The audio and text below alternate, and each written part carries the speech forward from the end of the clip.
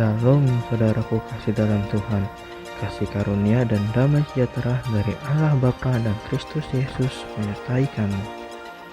Bacaan Alkitab kita diambil dari 2 Tawarik 18 ayat 1 sampai 34.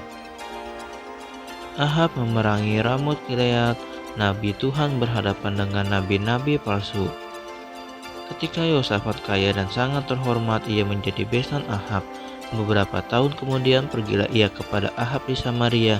Ahab menyembelih banyak kambing domba dan lembu sapi untuk dia dan rombongannya, dan mengajaknya untuk menyerang Ramot Gilead. Berkatalah Ahab raja Israel kepada Yosafat raja Yehuda, "Maukah engkau pergi ke Ramot Gilead bersama-sama aku?"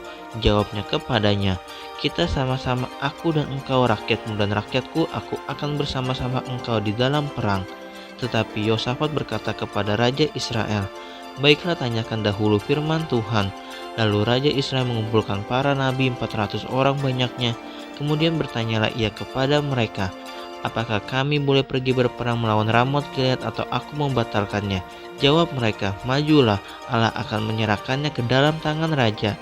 Tetapi Yosafat bertanya, "Tidak adakah lagi di sini seorang nabi Tuhan supaya dengan perantaraannya kita dapat meminta petunjuk?" Jawab raja Israel kepada Yosafat, "Masih ada seorang lagi yang dengan perantaraannya dapat diminta petunjuk Tuhan, tetapi aku membenci dia sebab tidak pernah ia menubuatkan yang baik tentang aku, melainkan selalu malapetaka. Orang itu ialah Mika bin Rimlah."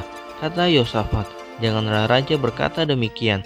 Kemudian raja Israel memanggil seorang pegawai istana, katanya, "Jemputlah Mika bin Rimlah dengan segera."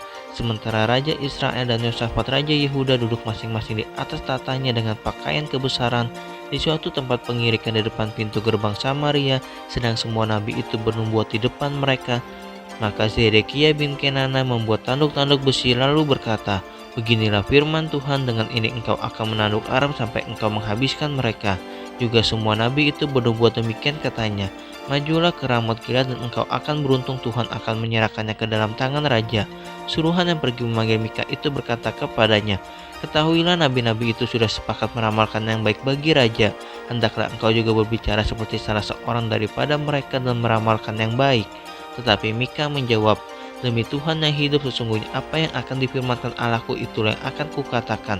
Setelah ia sampai kepada raja, bertanyalah raja kepadanya, "Mika, apakah kami boleh pergi berperang melawan Ramot Gilead atau aku membatalkannya?"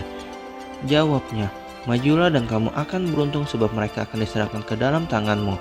Tetapi raja berkata kepadanya, "Sampai berapa kali aku menyuruh engkau bersumpah supaya engkau mengatakan kepadaku tidak lain dari kebenaran?" Lalu jawabnya, "Telah kulihat seluruh Israel bercerai-berai di gunung-gunung seperti kambing domba yang tidak mempunyai gembala. Sebab itu Tuhan berfirman, mereka ini tidak punya Tuhan, baiklah masing-masing pulang ke rumahnya dengan selamat." Kemudian raja Israel berkata kepada Yosafat, "Bukankah telah kukatakan kepadamu, tidak pernah ia menubuatkan yang baik tentang aku, melainkan hanya malapetaka?" Kata Mika, "Sebab itu dengarlah firman Tuhan, aku telah melihat Tuhan sedang duduk di atas tatahnya, dan segenap tentara surga berdiri di sebelah kanannya dan di sebelah kirinya. Dan Tuhan berfirman, siapakah yang akan membujuk Ahab raja Israel untuk maju berperang supaya ia tewas di Ramot Gilead?" Maka yang seorang berkata begini, yang lain berkata begitu. Kemudian tampillah suatu roh, lalu berdiri di hadapan Tuhan. Ia berkata, "Aku ini akan membujuknya." Tuhan bertanya kepadanya, "Dengan apa?" Jawabnya, "Aku akan keluar dan menjadi roh dusta dalam mulut semua nabinya." Ia berfirman, "Biarlah engkau membujuknya dan engkau akan berhasil pula. Keluarlah dan perbuatlah demikian. Karena itu sesungguhnya Tuhan telah menaruh roh dusta ke dalam mulut nabi-nabimu ini, sebab Tuhan telah menetapkan untuk menimpakan malapetaka kepadamu."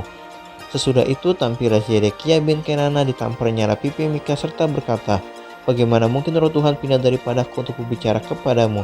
Tetapi Mika menjawab, "Sesungguhnya engkau akan melihatnya pada hari engkau lari dari satu kamar ke kamar yang lain untuk menyembunyikan diri." Berkatalah raja Israel, "Tangkaplah Mika, bawa dia kembali kepada Amon penguasa kota dan kepada Yoas anak raja, dan katakan, beginilah titah raja, masukkan orang ini dalam penjara dan beri dia makan roti dan minum air serba sedikit sampai aku pulang dengan selamat." Tetapi jawab Mika, "Jika benar-benar engkau pulang dengan selamat, tentulah Tuhan tidak berfirman dengan perantaraanku." Lalu disambungnya, "Dengarlah hai bangsa-bangsa sekalian." Sesudah itu majulah raja Israel dengan Yosafat raja Yehuda ke Ramot Gilead. Raja Israel berkata kepada Yosafat, "Aku akan menyamar dan masuk pertempuran, tetapi engkau pakailah pakaian kebesaranmu." Lalu menyamarlah raja Israel, kemudian mereka masuk ke pertempuran. Adapun Raja Negeri Aram telah memberi perintah kepada para panglima pasukan keretanya demikian, janganlah kamu berperang melawan sembarang orang, melainkan melawan Raja Israel saja. Segera sesudah para panglima pasukan kereta itu melihat Yosafat, mereka berkata, itu Raja Israel. Lalu mereka mengepung dia untuk menyerang dia. Tetapi Yosafat berteriak dan Tuhan menolongnya. Allah membujuk mereka pergi dari hadapannya. Segera sesudah para panglima pasukan kereta itu melihat bahwa dia bukanlah Raja Israel, maka undurlah mereka daripadanya. Tetapi seseorang menarik panahnya dan menembak dengan sembarang saja dan mengenai Raja Israel di antara sambungan baju jirahnya. Kemudian ia berkata kepada pengemudi keretanya, putar bawa aku keluar dari pertempuran sebab aku sudah luka. Tetapi pertempuran itu bertambah seru pada hari itu, dan Raja Israel tetap berdiri dalam kereta berhadapan dengan orang Aram itu sampai petang. Ia mati ketika matahari terbenam.